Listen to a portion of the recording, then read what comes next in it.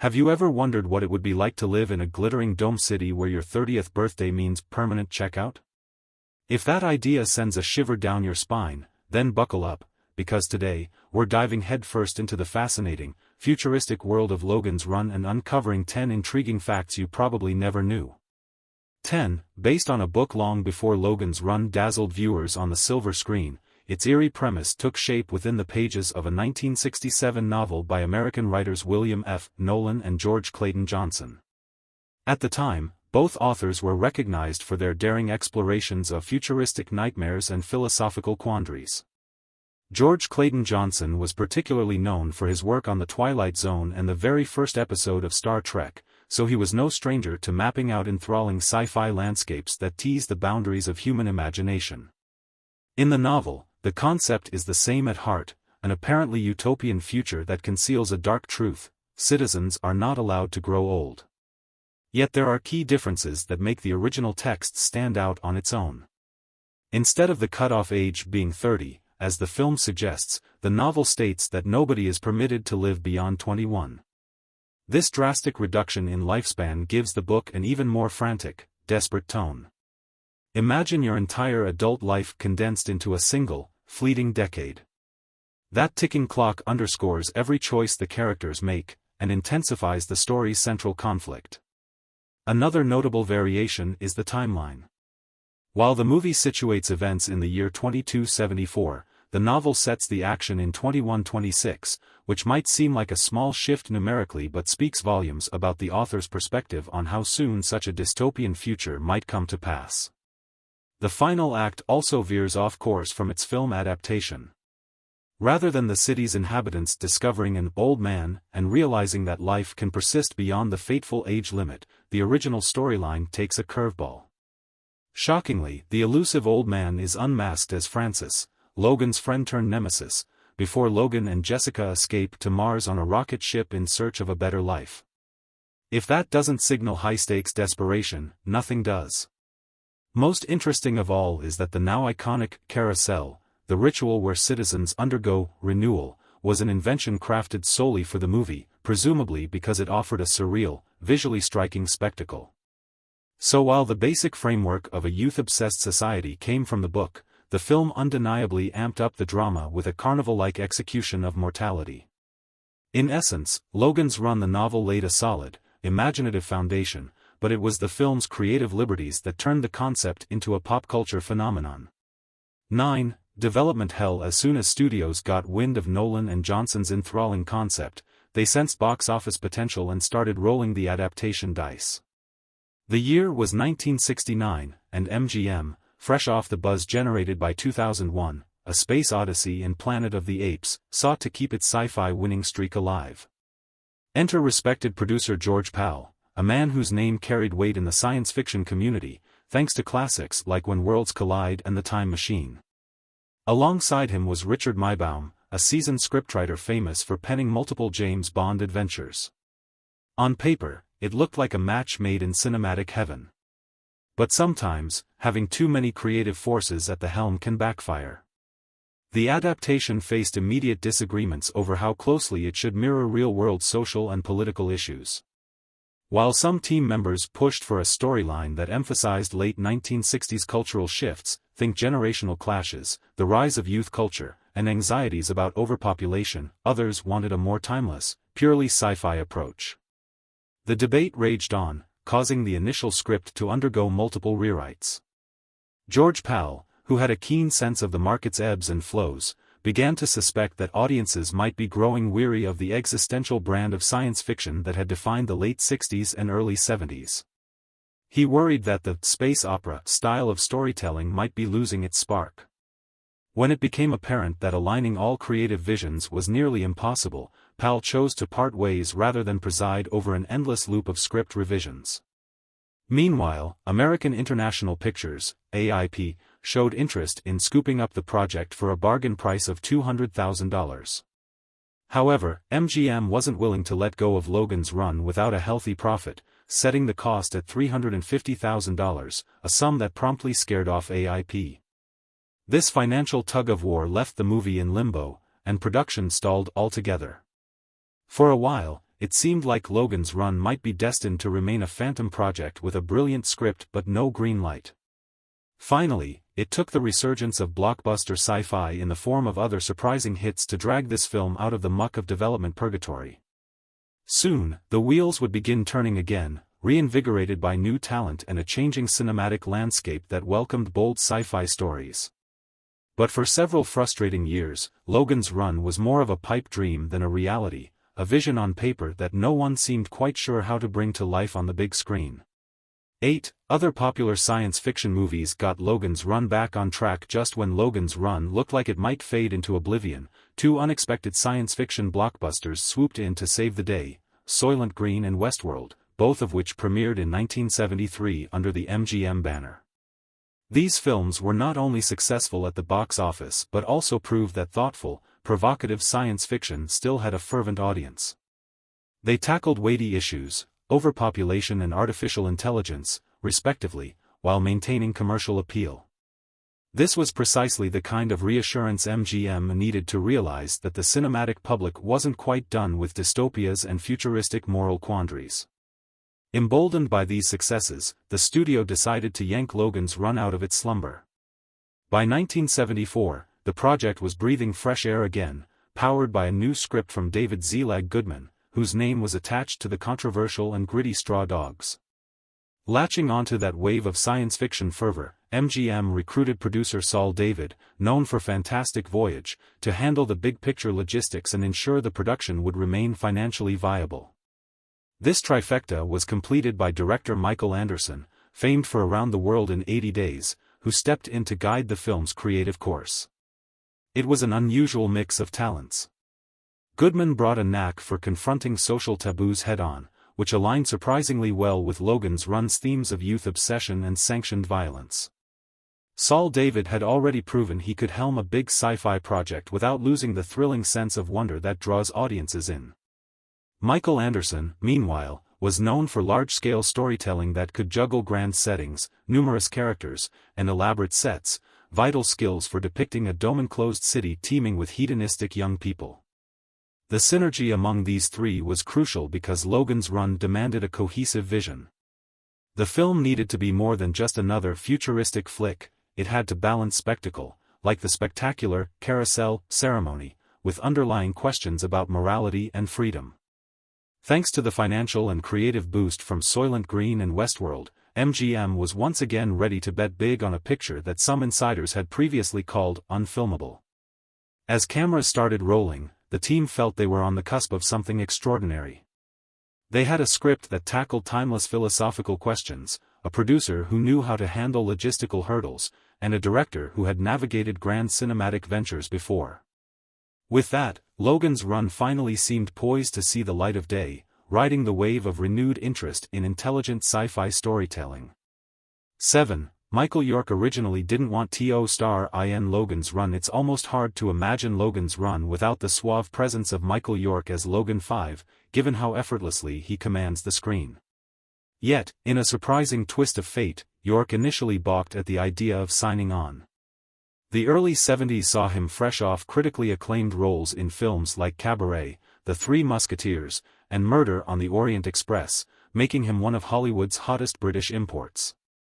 At first glance, the script for Logan's Run seemed like a natural fit for an actor skilled at infusing depth into characters and navigating exotic locales and intense moral dilemmas. But for some reason, York wasn't convinced. By his own admission, he felt unsure about whether he could do justice to a storyline that was part futuristic epic, part social commentary. Perhaps he thought the film's concept was too out there, or maybe he was drawn to more traditionally dramatic roles. Whatever the reason, York was reportedly on the verge of passing when an unlikely advocate stepped in, a young theater member who occasionally served as the actor's driver. The driver, enamored with the script's daring premise, repeatedly encouraged York to rethink his position. Tales from the set say that, at one point, this driver even wagged a finger at the actor, telling him he simply had to accept the part. That kind of persistence can pay off, especially if it resonates with an actor's hidden sense of curiosity. Eventually, York caved to the pressure and signed on, a decision that would brand him as a memorable face in the sci-fi genre. Around the same time, York also helped champion the involvement of Farrah Fawcett. He spotted her on a tennis court, found her look entrancing, and dropped her name into the production's casting discussions.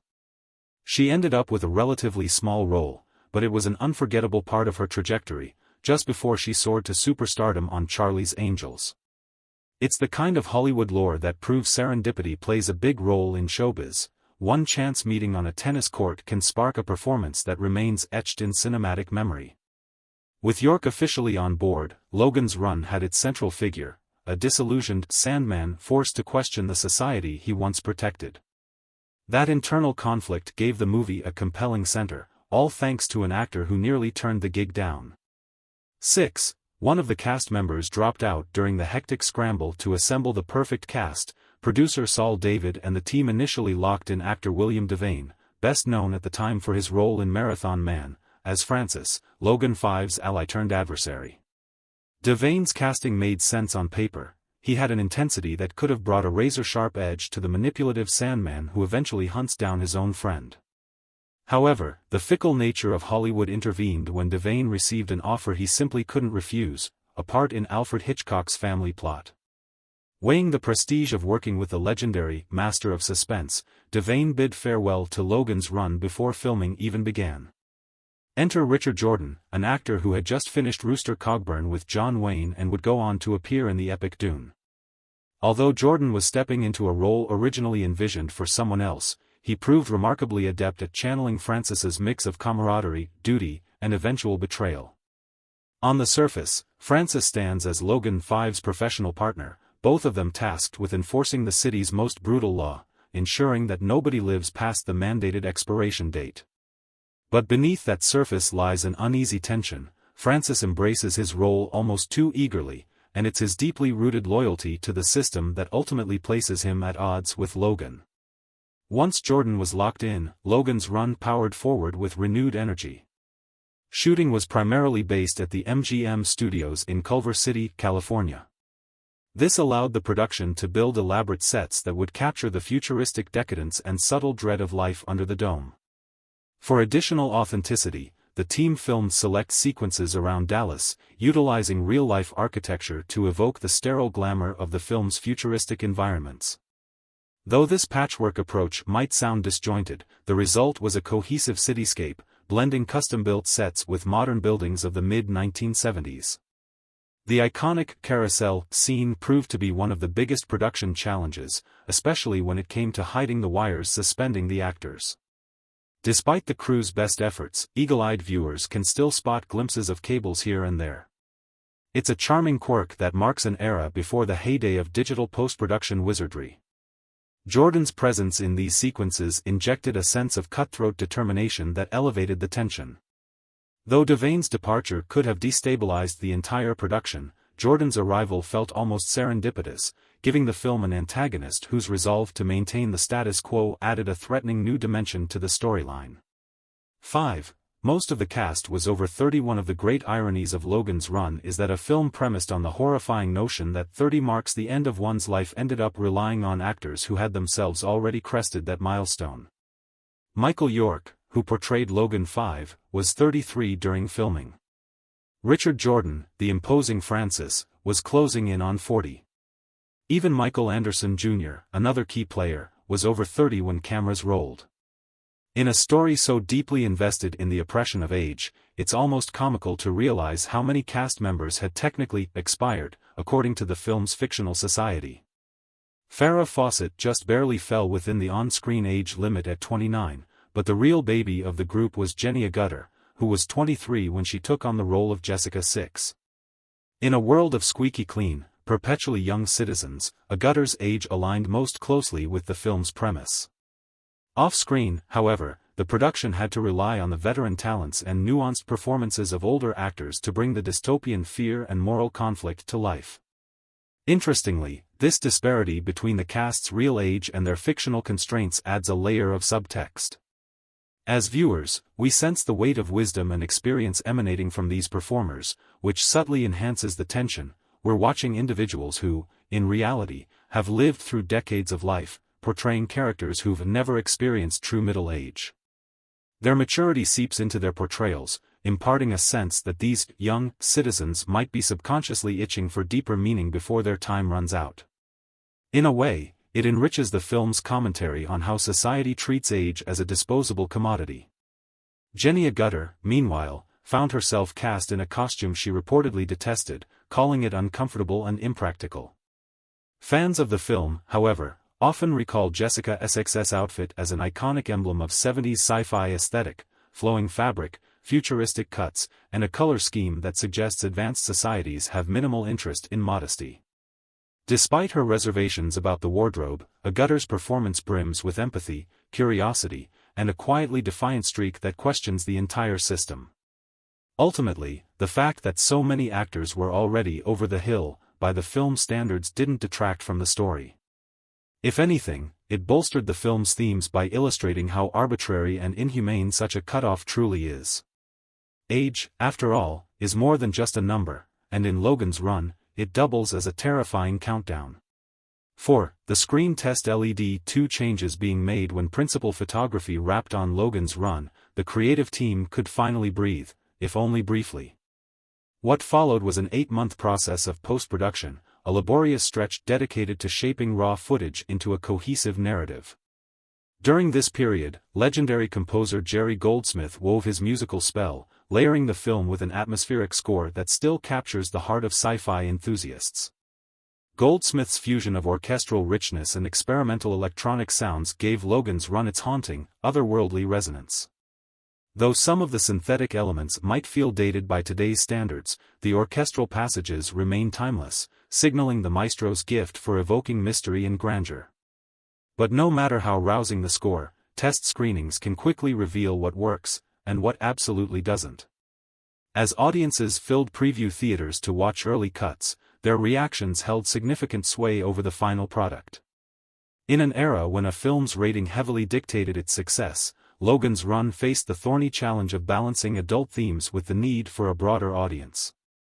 Complaints arose over certain scenes deemed too revealing or too disturbing for a PG rating, particularly around the more provocative sequences featuring nudity and violence. Eager to avoid an R rating that could limit box office returns, the producers made the pragmatic choice: trim and cut. Among the scenes left on the cutting room floor was an extended sequence of Francis ruthlessly hunting a lone runner, complete with bystanders cheering in a disturbingly casual fashion. Another moment from the New You clinic was shortened, removing some of the more unsettling undertones of cosmetic surgery run amok. These edits weren't merely to cater to squeamish viewers, but also to streamline the film's pacing. Over time, snippets of these deleted scenes have resurfaced in various home media releases, tantalizing fans with glimpses of what might have been. However, some footage is rumored lost forever, potentially locked away in a dusty MGM vault or, worse, discarded in the era's less archival-friendly culture. Nevertheless, the cuts ultimately shaped Logan's Run into a more commercially viable picture, preserving a sense of kinetic momentum that resonates even in modern viewings. Had those extra sequences survived, they might have amplified the film's darker edge. Still, the version that reached theaters in 1976 succeeded in weaving a cautionary tale of youth worship and governmental control, enhanced by Goldsmith's evocative score and guided by carefully calibrated editing decisions that balanced audacity with accessibility. 3. Comic book. In the late 1970s, it wasn't unusual for successful sci-fi films to spawn comic book adaptations as a means of extending their universe. Logan's Run was no exception. In 1977, Marvel Comics produced a run of issues that translated the movie's neon-lit corridors, decaying underground passageways, and swirling chaos of carousel into bold, color-splashed panels. The comics aimed to capture the excitement of the film, offering a more direct and action-packed journey through the storyline, with some tweaks and embellishments to cater to comic book pacing and dramatic flair. The roster of artists involved included George Perez, who'd already earned a reputation for his striking work on the Avengers and would later dazzle fans with Wonder Woman and Teen Titans. Perez's skill at illustrating dynamic character movements and larger-than-life settings was a near-perfect match for the high-concept visuals of Logan's Run. One can almost feel the hum of futuristic technology jumping off the page, while the swirling fervor of the city's youth-based hierarchy looms in every scene. Interestingly, the Logan's Run comics managed to attract a loyal readership, though not quite enough to secure a long-term future. Despite acceptable sales figures, the series was cancelled after just 7 issues, leaving fans with a truncated glimpse into Logan and Jessica's perilous escape. The cancellation might have been tied to broader shifts in the comic book industry, or perhaps readers at the time gravitated toward more established superhero titles. Whatever the reasons, this modest run remains a collector's item for fans of both the film and vintage comics. But the story didn't end there. Decades later, other publishers revived Logan's Run for new generations. In 1990, Adventure Comics took a fresh stab at the story with a series called Logan's World, followed in 2010 by another reinterpretation courtesy of Blue Water Comics. While none of these iterations reached mainstream ubiquity, they each contributed an intriguing perspective on the film's dystopian framework, updating visuals, character arcs, and sometimes weaving in entirely new story beats. For seasoned collectors, these comics serve as a time capsule, an artistic chronicle of how pop culture in the late 70s and beyond embraced science fiction narratives. They also highlight the enduring appeal of Logan's Run, a story that continues to fascinate artists and readers alike. In an era increasingly saturated with movie tie-in merchandise, the Logan's Run comics stand as a testament to the creativity that can blossom when cinematic visions leap onto the illustrated page. 2. TV series. Not long after the movie's release, network executives saw a golden opportunity. If audiences enjoyed Logan's Run on the big screen, why not bring it into living rooms as a weekly television series? Thus, the Logan's Run TV show debuted on CBS from 1977 to 1978, offering a small-screen reimagining of Logan and Jessica's quest for freedom. In principle, the concept seemed ripe for serialization. An ongoing cat-and-mouse chase across the remains of a crumbling civilization should have lent itself to episodes brimming with suspense, moral dilemmas, and surprising encounters. However, trouble brewed even before the pilot aired. The original script, crafted by William F. Nolan himself, got tugged back and forth in a sea of network directives. Executives insisted on adjustments, some minor, others major, prompting expensive reshoots. Creative clashes quickly mounted. Notably, David Gerrold, a writer who had penned episodes of Star Trek, submitted a script so heavily altered that he opted to credit himself under the pseudonym Noah Ward. That cryptic choice said it all. The final version bore little resemblance to his original vision. Compounding these woes was the fact that Logan's Run had recast its characters. While the replacements gamely tried to replicate the dynamic established by Michael York and Jenny Agutter, many viewers struggled to embrace the new faces. Certain fans felt the TV leads were mere stand-ins, unable to capture the cinematic magic of their film counterparts. This disconnect made it harder for the show to gain a loyal following. Even more frustrating was the constant push and pull over how faithful the series should remain to its source material. Should it retell the entire movie plot within a single pilot episode, or gradually unfold it throughout the season? Should it expand into new story arcs? Network executives, writers, and producers seemed unable to settle on a cohesive approach. Ratings were lukewarm, and just 14 episodes in, CBS pulled the plug. The series has largely receded into obscurity, popping up occasionally in niche discussions among classic sci-fi fans or in DVD collections for the curious. Although fleeting, the Logan's Run TV experiment represents another chapter in the franchise's quest to explore a dystopian future obsessed with youth. It stands as both a testament to the enduring power of the film's premise and a cautionary tale about the perils of adapting a cult classic for the small screen without a unified vision or the star power that first propelled it to fame.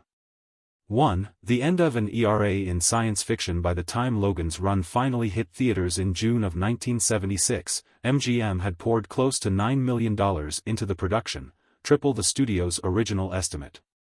The stakes were high.